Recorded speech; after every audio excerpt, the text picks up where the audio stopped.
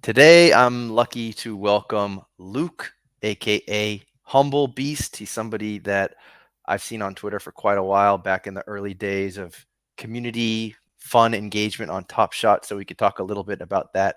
He has a really interesting backstory as well. He's all the way coming from us from Northern Ireland, and he's going to talk about a project that he, along with some partners, are launching very shortly. That sounds really interesting.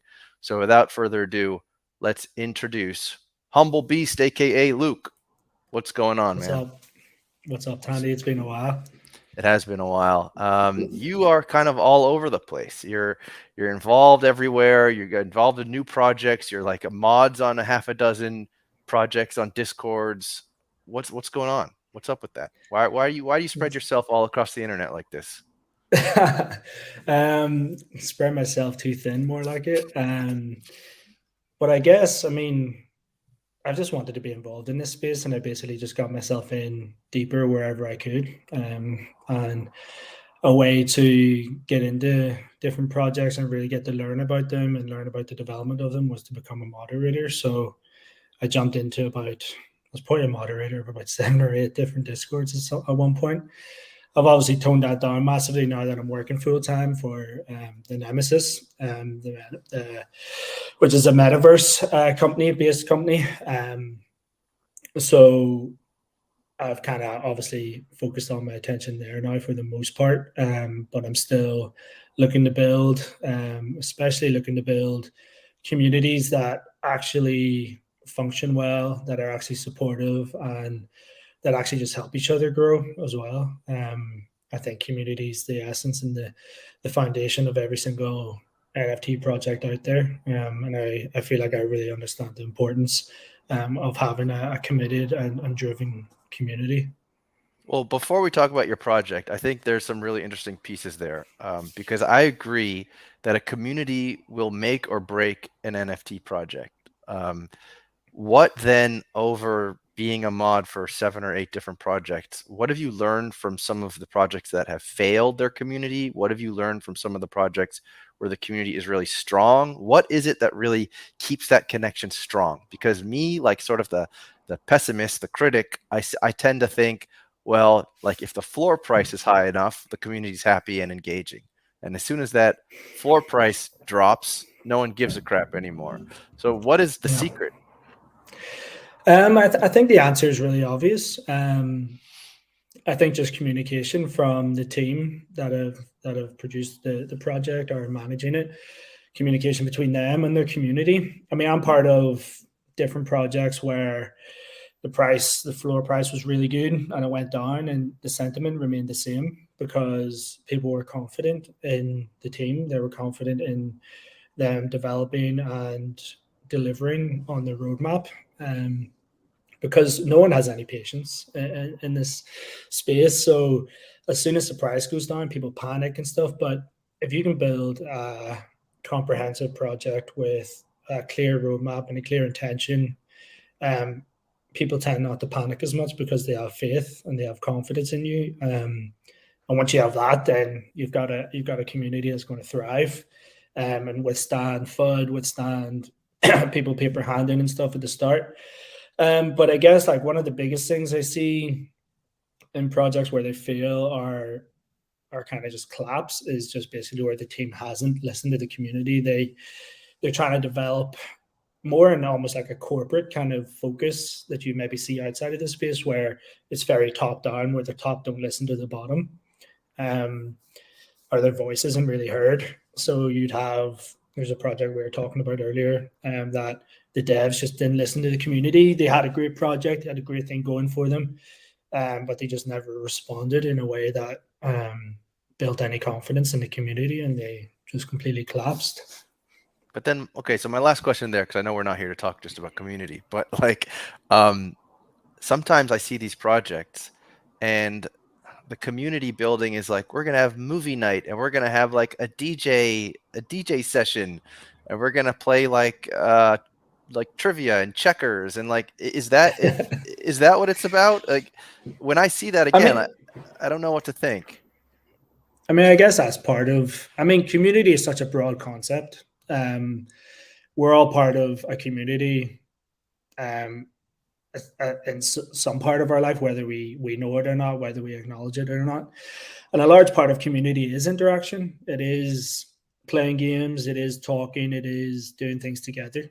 So basically, if you can get your community to do anything together, whether it's play checkers, whether it's play poker, whether it's to watch a movie together, it builds identity, it builds relationships, and obviously a community is massively built on relationships. So if you can get people getting to know each other and actually having value in that, then that brings value to your project, because people are going to value coming into your Discord, keeping on top of the information there, and then they'll naturally want to share it as well. And that's where the gold comes in, where people are sharing about your project because of their experience with you and with your team. So I think that's instrumental to it all as well. Yeah, I agree. I just think it's also very difficult with the amount of discords that people are in too. Like, how many movies can you watch at once? Right, right. True. I mean, there's just so many options. I mean, there's simple bot games you can play, and you can do movie nights, and I mean, the bigger ones do IRL meetups and stuff, and stuff like that. But again, it's all about building identity and stuff as a community. I think it also will be about thinking beyond those things that have already been done, and Mm, maybe something we haven't even thought of yet. And maybe this will even right. relate to your project, which is gamifying things in a different way. And we'll get to that in a second. Mhm. But next, I know you've probably talked about this. I know you were on the stream with Jacob before, and I think you kind of went over this. But real quick, why are you a big basketball fan in Northern Ireland? How many of you are there? Do you have like an IRL meetup and there's like 12 of you in a bar? No, I mean basketball used to be huge here. Back when my dad played, he would have played in front of crowds of a few thousand people, if not more. Like the gym would have been locked out. They would have had to lock the doors and not let anyone else in. We had big players coming over. We still have like Division 1 NCAA players coming over to play in the semi-professional league we have here. So basketball's relatively big here. And a lot of my friends, I mean, like I said, my dad played. So I grew up playing basketball from literally the time I could pick up a ball. Played right through, played for Ireland, was selected for a European team and toured the East Coast of America, got a few scholarship offers, all D2 and D3, to be fair and to be transparent. But I mean, my cousin, he's probably one of the best players to come out of here, and he was offered a scholarship from Davison and different places like that. So we have some good talent coming out of here, and we have a guy from here, who's one of my coach's sons. He's playing for Lafayette, I think. Wow. And he's a rookie this year, and he got the most like assist to turn, or he got the best assist to turnover ratio and stuff. So, I mean, there is some decent talent coming out of here as well. Which obviously then through playing fantasy with a group of friends, like we started getting in the top shot, and it all just took off from there. That's interesting. I didn't really know that Ireland was such a hotbed of basketball fans. Did your cousin, did he go to Davidson? No, so he has a massive history of injury. So he has a whole history of like stress fractures in his feet that just keep repeating and repeating. So he played Oh, in Europe. He had like top points and top rebound, no, not rebounds, I think assists or whatever in a German league, in a big Euro German league there. He played in Spain as well, and now he's back just dominating here, but he's injured again, so mm, he's still rehabbing. So it's just crazy. gotcha. But are you still playing? Like I know the story that you told the other time was you turned down the scholarships because you were madly in love. Or madly stupid, I don't know. But you still play basketball? Yeah, I still play. I mean, some of my friends who listen to this are going to be laughing, because I haven't played consistently in about. I mean, I guess the pandemic just kind of shit on everything essentially. Yeah. So once I got out of the swing of things, put on a wee bit of weight, not too much. It's just about the motivation about getting back. But I picked up new kicks out in America, so I'm looking forward to getting back to it and back playing. I'll definitely Okay. be back next season. Cool. Cool. And then I know that while you were in Top Shot, I know that I would sometimes DM about random things with you. I know that you created like a really fast following. You kind of loved giving away your dick pics or your I think that's what you would call them when you give away NBA Yeah, Top Shot moments. Um, yeah. so so that was something you were doing, and you created quite a following that way. And then you moved on to other NFTs. You had like a crazy score with the Oni Force, and you're continually collecting NFTs. I took a look at your OpenSea account. There's just a hodgepodge of NFTs there, so that's fun. So yeah, so I guess it just makes sense that then now you're working for a metaverse company. We could definitely talk about that a little bit, but maybe better for another time. But Mhm. also, you were in the medical field as well, right? What were you doing in the medical field? Yeah, as a physiotherapist, physical therapist for my American compatriots.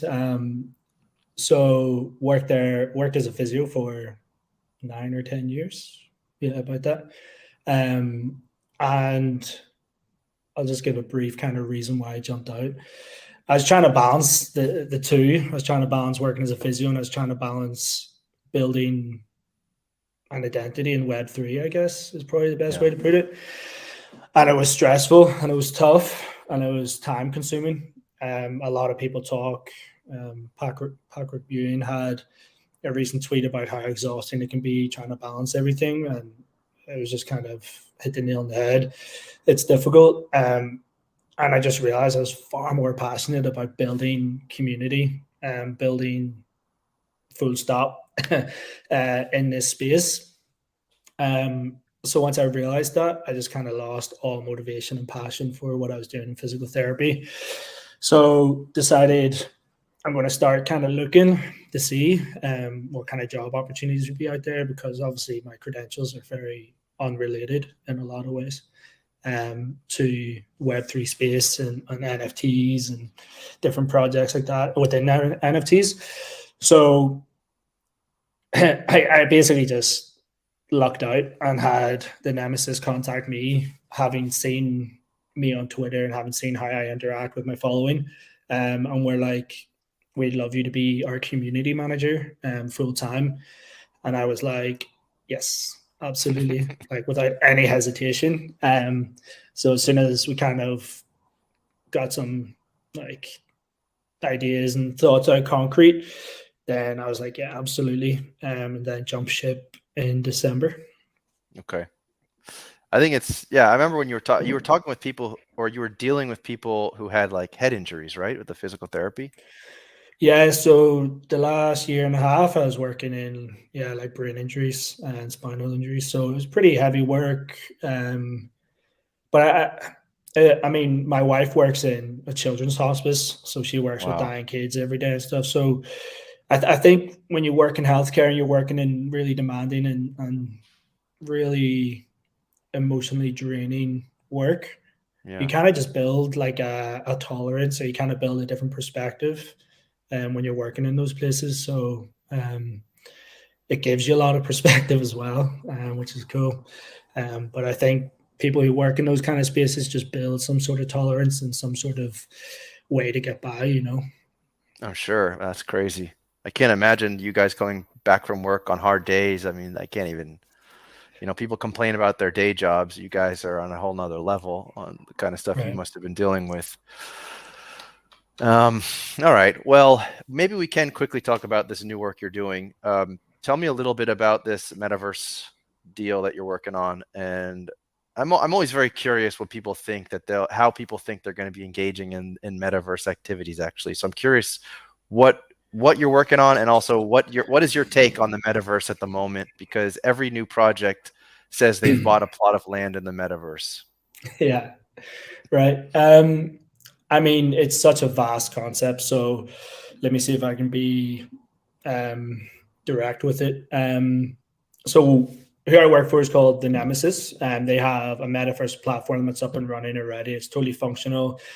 It's run on Unity engine, so the graphics are actually, well, it's not because of Unity, but the graphics are really nice and very different to the likes of um, Sandbox and Decentraland and all those ones as well.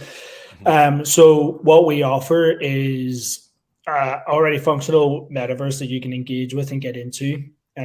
We're launching our land sales and our token this month. We have opportunities for other NFT projects to come in, and we'll customize a metaverse for them where they can welcome their community, hold events in there, like live music events, and they can play different games. They can do all sorts. There's so much utility that you can bring to your community through that. And we've just returned from NFC, which is a non-fungible conference in Lisbon. It was a big European conference, and we had a lot of interest. Like, I was blown away by the amount of people that were just like, "How have we not heard of you guys? Your quality is phenomenal. Your what you've delivered already is absolutely amazing." And we offer a lot of things that Sandbox and the likes of Decentraland don't even offer yet. We've got a few big partnerships coming up, and we're only really just beginning, and things are really taking off, and it's ridiculously exciting, to be honest. Huh. It seems like you got a lot of different games here. Do you have a, like a bunch of users on the platform already, or is that kind of part Yeah, of what you're I looking to? think we have like 70,000 people signed up now. We did Wow. launch a while back, so been a bit of kind of stagnant water up until now, when things are what I'd almost call like we're relaunching with our land and our token launch coming, Mhm. and then with the different partnerships that we're going to be having coming through over the next few months, everything's really just starting to really come to like a head, and a real focal point for us, which is just going to explode, in my opinion. And it does seem like there's so many angles that you can, obviously metaverse is, like you said, so expansive. And now I'm seeing you got Yeah, games, you have events, which almost seem kind of more like a corporate, but not always corporate, because you can have ticketed sort of shows and things like yeah, that. yep, And so yeah, absolutely. it's incredibly expansive. That must be kind of challenging from a marketing angle, because there's Yeah, it so much is. I here. mean, we have quite an extensive team. They've been working on this project and this company for 3.5 years. So they've been around, they've been working on it, and they've come to the point where they haven't necessarily built up the hype and then the product like a lot of metaverse oriented projects do, or companies do, or a lot of NFT projects do. We're all about building hype and delivering a wee bit of the product or whatever. Right, right. They've kind of gone the opposite way around, and they've built quality product, and now they're building the hype with their marketing. So they hadn't spent 1 cent on marketing until we went to the conference this weekend, and the whole conference streamed their content through our metaverse, Oh, which okay. was huge too. Yeah, That's amazing. yeah. Well, that's exciting. I mean, who knows how much time we're going to be spending in metaverses. You think we're going to spend, or you think we're going to close Twitter and spend time in the metaverse instead? So that's the thing. I was on a panel with Joe from Infinite Objects speaking at this conference, which was hilarious in itself that I was asked to do that. And we were up there with a few other heavy hitters, and I am not a heavy hitter. So it was cool being up on the stage with them, talking about the metaverse, like displaying your NFTs in the metaverse versus IRL. So, and one of my main points, even though I work for a metaverse company, is like we got to strike a balance. We got to strike a balance of healthy habits and not just being consumed by a metaverse land or a metaverse virtual world, and losing our social capabilities, kind of thing, because that's the avenue some people will take eventually, because they will be able to effectively live their whole life through the metaverse. And even I know as a company, the Nemesis aren't interested in promoting just that. They're interested in promoting like healthy lifestyle and healthy habits within the metaverse, and translating that to healthy habits within your real life as well, and making sure that you're still getting out, exercising, seeing people, and not being a complete recluse. I'd be very curious how they're going to do that. Like, they're going to have a little virtual therapist come in the metaverse and be like, close down that browser. Yeah, yeah, I have no idea. I mean, we'll just close the metaverse every now and then for a while, just say go out and see your friends. Yeah. I like it. But All even right. just Well, that's, stating that, I think, is pretty cool. yeah, yeah, definitely. I'm very curious how that's going to go down. I'm very hopeful that we will be able to find like a healthy balance, because otherwise it's not a it shouldn't be something that's unhealthy. It shouldn't be something that everyone just completely plugged in and away from their friends and family to play with like Right. avatars of people on the Yeah. internet. Doesn't make sense. All right. Yeah. Well, that was a nice little sort of journey around the different areas that we know. I know of you and your history, and I'm sure there's a lot more we could talk about. But now we're gonna change the topic over to the project that you initially reached out that you want to talk about here with me, and that is a project called In the Game. So I'm gonna bring up a graphic that you sent me here. So why don't you tell me, or let me put us down there at the bottom. Why don't you tell me a little bit about this? How did this come about? Um, yeah, who's working on this with you? How'd this come about? How'd you get involved? What is it? Mm-hmm. So this is the first time I've kind of, I guess, for want of a better word, pitched this uh, and actually talking about it. So it's something I've always said about what's been so strange about working in Web3 spaces. You're typing and talking all the time, Discord, Twitter, WhatsApp, everything. So you're so used to just typing everything and articulating yourself through just text. So when it comes to like verbalizing it, it's so different. But anyway, yes, we're launching a new project called In the Game. It's going to be closely linked to Top Shot. In terms of we're going to have token access, a one-time payment token access to a season-long run of games. So as you can see there, we're going to have the website ready. We've already connected the website to Top Shot and NBA.com through their APIs so that we can launch immediately. So as soon as we mint out, we are ready to go. We're ready to roll immediately. So there's no waiting around. There's no empty promises coming because we've already established everything. So what it'll effectively be is once we mint out, hopefully, we'll have a crowd-funded prize pool essentially. So we'll put a shit ton of the profit back into a prize pool. So who I've developed this with is Rich from Twitter, Sunkiss Sudafed, on Twitter. He came to me with this idea actually, and he knew I wanted to build something. And he came up with the idea of having a token access to games throughout the NBA season, and we're also hoping to expand into the NFL through Dapper as well. Obviously, having their NFL all day, and even UFC Strike Back if it comes in and the demand's there, absolutely. But because we've got this foundation built and the whole, because we got that built, we'll easily be able to implement these other sports as well. So the three games, if you want to flick up that graphic again, the three games underneath. So the first game will be Top Shot related. So it basically brings more utility to your Top Shot moments. Okay. So what you're doing is it'll be like Top Shot challenges, but in reverse kind of style, where we'll say, for example, who do you think the top 5 scorers will be? You connect your account to your Top Shot account to the website through your token, and it will bring up all the moments you own. You can pick 5 of those moments who you think will be the top 5 scorers that night.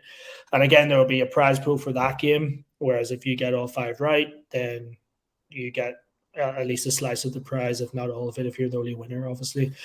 And then we have kind of typical parlay, handicap, whatever way you call it in whatever country you're from, predictions. So 5 over, 5 under type, with the scores of the games or with player performance, in terms of rebounds, points, steals, everything else that comes with that too. And the last one's the real fun one. It'll be like a rolling jackpot. So we'll have we'll start off like the prize for that like a 5K or something like that. We'll have different games for that where we'll mix it up, but the main one we'll use is predicting the total amount of points scored by all the teams in one night. So that's obviously hard to guess if there's 5 or 6 or 7 different games on. So that'll be the last game. So basically, the whole aim is to. I've been involved in Top Shot for a long time. So is Rich. and so have other members of the team. We have Big Native doing some of the art for the website and for the NFT itself. And we've got some other guys working behind the scenes who are passionate about getting involved in Web3 and stuff. So we've got a really motivated team. We've got a really experienced team. And obviously what's the word I'm thinking of? You can edit this out. I'm trying to think of Why don't the you just user base, I describe what? guess. Okay. Yeah, so like the user base we're trying to hit is obviously primarily NBA fans and Top Shot fans, and then we'll expand that into NFL as well, and beyond. But it all comes from just through my experience in Top Shot, seeing the community, seeing how committed they are, seeing how big they are, and just trying to give back to that community, trying to give more utility to your moments. I know other people are starting to do this and have been doing it, but we want to add to that, and just give you more purpose to your moments and more utility. Yeah. That makes sense. So the way that it's tied in is similar to how other websites such as, like for example, Moment Ranks, like it's tied in. You have access to your moments. They just plug and play Yeah. right in there. Moment Yeah. Nerd is another one. So that makes sense. Yeah. And then a question that I think people might have, well, probably a few questions, but first of all, every night, like how many opportunities are there going to be to place your wagers? And are you wagering your moments, or are you just like, how's that going to work? What are you wagering? Okay. So it's really low risk in everything. I didn't want to make it into where you're wagering anything, because then you got like legal battles and everything with that kind of stuff. So we kept it really simple. You're just submitting your 5 moments for whatever that challenge is that night, but it's all free. It's a one-time payment access. You mint the token. You've got access to these games for free. You don't lose any moments ever. You just submit them for the challenge. So every day there's games on, we'll be having these games running. So the timing of it's a bit difficult in terms of the season's coming to an end. It's coming to the playoffs, but we're still going to launch before the playoffs. So that means the prize pool is going to be really concentrated over a shorter span of time. So that means the like each time you enter a competition, the chances to win much larger prizes are going to be there. And we have loads of ideas for really fun, like merchandise, tickets, all sorts of other things as well on top of that too, for the community. So yeah, you won't be losing any moments. You won't be betting, like you're not betting your moments and you could lose them or anything like that. No, it's just a one-time payment access and you're good to go. And then how many like bets or whatever you want to call it would be available, let's say on a given night? Or So there'll be the Top Shot challenge and the second one, like the kind of parlay predictions and stuff. It depends. If there's a lot of games, we'll probably have 7 or 8. If there's fewer games, we'll probably have a bit less. Obviously, I'm not the mastermind behind all this because I have no experience in that kind of stuff. Rich is very experienced in all that stuff, so he'll be implementing all that stuff to make it obviously like any other experience you'd have with parlay predictions and stuff like that. So it'll be exactly the same. cool. Um, and then in terms of just how it works, like when the season is over and into the following different seasons, um, is this something that people sort of have to, at this point, they're buying into this season right now, and then we'll sort of see what Yeah. happens in the whatever happens depending on the mint out, depending on what you guys choose from a strategic, what happens next? Yeah. So well, we understand that obviously it's not the most ideal time to launch, but we're absolutely going to make it work without a doubt. In terms of, like I said, it'll be really appealing to join, even though it's a short season for now. But we're going to be giving incentives and different statuses to people who join now, for future access and future perks and stuff as well. And then we'll have everything ready to run for NFL come September. But I mean, like I said, we'll have such a huge prize pool that we'll keep some aside for. And we've got this all out in our roadmap and stuff as well. But we'll keep a chunk of the profit aside to run different competitions anyway throughout the summer, basically, until NFL, until NBA kicks back up again. And we can even probably implement other sports if we want to. If there's anything on over the summer, we can even just add that in as well. But don't really want to do that. We want to kind of focus mostly on NBA, NFL, and potentially UFC Strike Back. So we're like I said, I'm well experienced within communities within this Web3 space, and we'll come up with ways to develop and deliver things during the summer as well, with just different competitions and in-house competitions within the Discord. Just keeping people interactive and stuff. But there'll naturally be a lull in between each season anyway, but that's fine. We're not trying to deliver on something that's not possible to do. So Sure. So I think what's very cool here too is your guys are going to have a lot of flexibility to get people tickets to basically there's less red tape. So like with a massive organization like Top Shot, people want yeah, certain utility, it takes longer, right. whereas this is a smaller project and therefore people can get utility like you have here, where tickets to games, merch, tickets, etc. So I would imagine then that there's probably going to be a website that will have all of this on like a roadmap, and people can take a look and sort of kick the tires further and ask questions in the Discord. Is that coming soon? Yeah, I mean, we have the website all ready to go. We're literally just waiting on one or two small things to have it launched, but it should be launched this week as well. And we've got a few teasers coming today Awesome.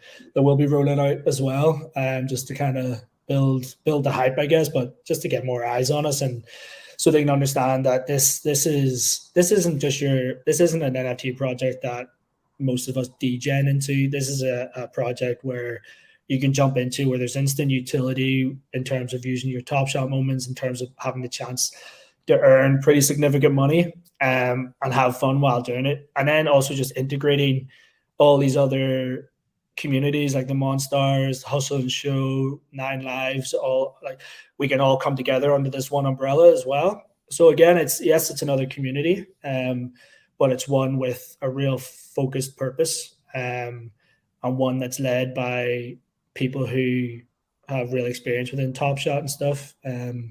So I'm excited for it. I'm excited to launch it. I'm excited to get my teeth into it and just really rally people together. That is interesting. Is there anything else that you could say to the people that are in these other communities as to what this new community that sort of brings all the communities together, is there anything else that they should know about?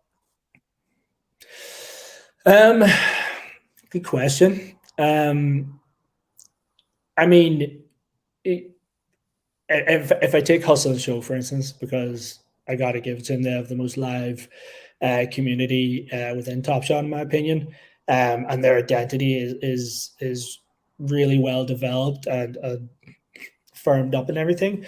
Um, but part of this is supporting the whole ecosystem of Top Shot. So it's being a part of that as well, and directly being a part of that too, by just owning our NFT, by engaging with the games, by allowing you to have more utility. Because yes, all these other communities are amazing, and yes, I created one of them and stuff, but there's only a certain amount of utility that we can kind of bring to that without being directly um, under Top Shot, because we're all unofficial. This will be a more official way, I guess, to contribute to being in the Top Shot community, where you can gain more utility by being a part of it. And who knows what partnerships we'll bring in. We may have one or two lined up already. Mm. So yeah, there's, and I can't disclose which, but and we actually do. That's not just a teaser to to pump up FOMO. We actually do have a partnership, at least one, loaded up already and ready to go. So uh, I don't think I'm going to let anyone down. I don't plan to, and I'm going to put everything I got into it as well. So I expect it to be pretty fucking solid. Well, that's exciting.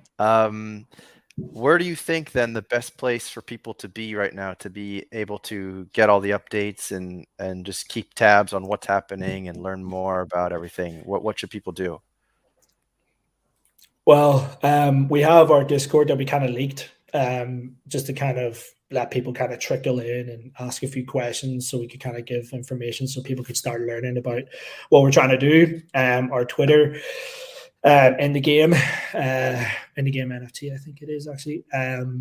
We had a huge giveaway there with Anthony Edwards, Series One or whatever. We had huge involvement, and we're just over 1,000 followers now, and we only launched like a week ago, or maybe just over a week ago, and we haven't been overly active until we get the information together. Like, we got a video coming out today. We've got more infographics and stuff coming out today, and we didn't really want to push it until we could actually show people what the hell we're doing. Because it's different going to people and saying, "Oh, we're going to have this and we're going to do this," but if we can show them a bit more, I think that's going to give us a lot more traction. Yeah, I know that when I first saw this being shared amongst Twitter, it definitely looked interesting to me. I think also because it's doing something that a lot of people have asked. People who play Moment Ranks Play, for example, a lot of people have always been, oh, sorry, not Moment Ranks Play.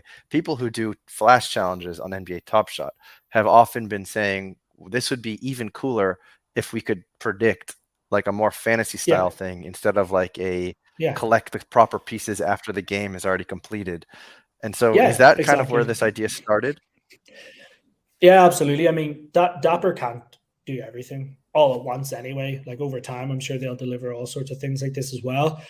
But they have so many plates to spin and attend to that they can't deliver everything at once. So what we tried to do is we heard people saying that, and we thought that'd be cool as well. Um, but also we've just made it also like really user friendly. So when you come in, it'll take 30 seconds to a minute to enter all your details in and just go. And again, that's just something that we bring to the table in terms of just efficiency. We're not asking you to spend loads of time on the website and do all that as well. So you can kind of just spend 30 seconds and peace out. You don't need to really pay attention to it or really look at it again.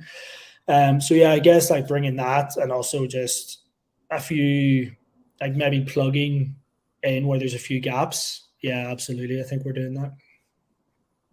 Yeah.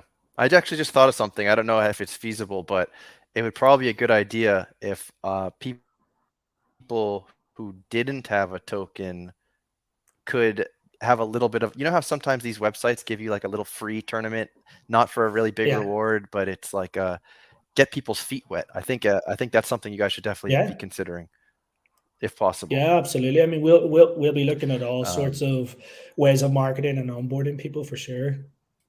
So that's a good idea. mhm. Yeah, well, that's very exciting. I know it's a good crew of guys working on this project, and you're responding to what seems to be a need, something that people are asking for on Twitter for a little more utility, a little more of a DFS approach to their Top Shot moments.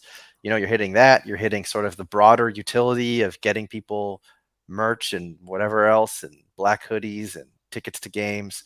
Yeah. Um, so that's great, and I'm really excited to see what you guys come up with. I'll definitely have my eye out today and tomorrow, and just to see what you guys manage to do, because you obviously have a lot of experience into all this.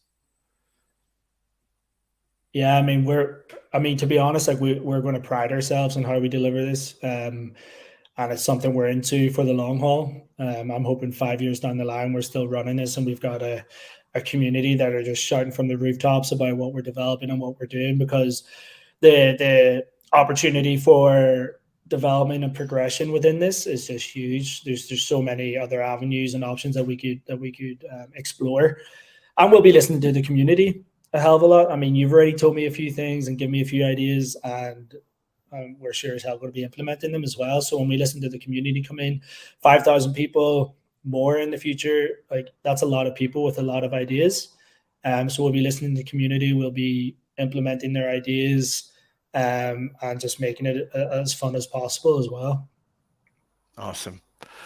Well, I'm excited to learn more. I'm sure anyone who starts hearing about this is also going to get excited, because there seems there's so many opportunities here that can be taken advantage of, and to engage the people that are already so engaged in Top Shot. I mean, that's one of the most amazing things about Top Shot is just how engaged Right. so many of the people in the community are. So very cool, very good idea to engage that community even further. So we'll definitely be keeping our eyes out for this. Appreciate it, Tandy. So any parting words to people who might be looking at this and might be like on the fence, might think, maybe they're not quite sure if they want to dive in or not. What would you tell people like that? I guess wait for our video, our promo video. Wait for more information to come out. We'll be launching that tonight. And any issues, any questions, any thoughts, my DMs are always open. So just contact me, and I'll be happy to talk to you and answer any questions. Perfect. All right. Well, Luke, aka Humblebeast, people can find you on Twitter at Humblebeast, right? Humblebeast.eth, yeah. Humblebeast study. It's actually at LucaBeast11. Yeah. That's your handle. But Yeah, if I you can't just search change for that, which is annoying. Humblebeast, if you just search for Humblebeast, you'll find him. But anyhow, I appreciate that we could get together, chop it up a little bit, and I'm really, really curious about this project. So thanks for making the time, and I wish you a lot of luck. Appreciate it. Thank you for your time. More like it. Appreciate it. All right, man.